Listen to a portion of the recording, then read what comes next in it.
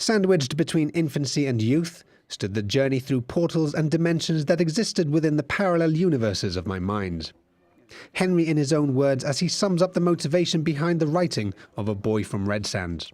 The book, his first, covers the first 21 years of a life well lived, both at home and on his many travels.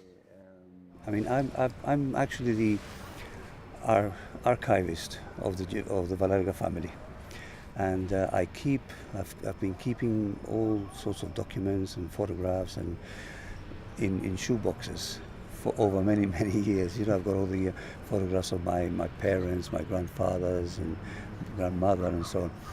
And in those shoe boxes is stored, you know, so many documents, so many lyrics, all sorts of things.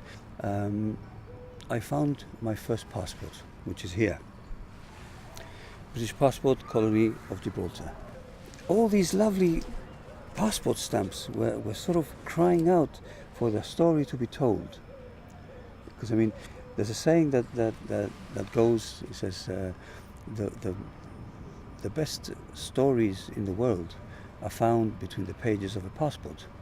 And for me, it is true, and this is the way it turned out, because this is what started me off.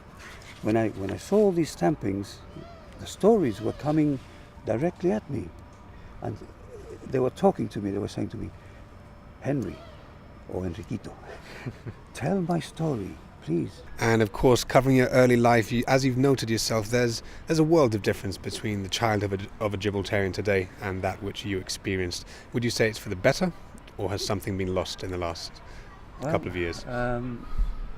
Very different. I mean, the life today is so different to what I knew as a child during the 50s and 60s. I mean, children. I mean, I lived in the Humphreys estate. This was like the, I call it the Mayfair of our little town, because it was pure luxury then, you know, pure luxury. After a highly successful first run, Henry will be making an appearance at next month's literary festival to share his collection of memories. His contribution, he says, to the growing body of Gibraltarian literature which tells our story through the stories told by our people.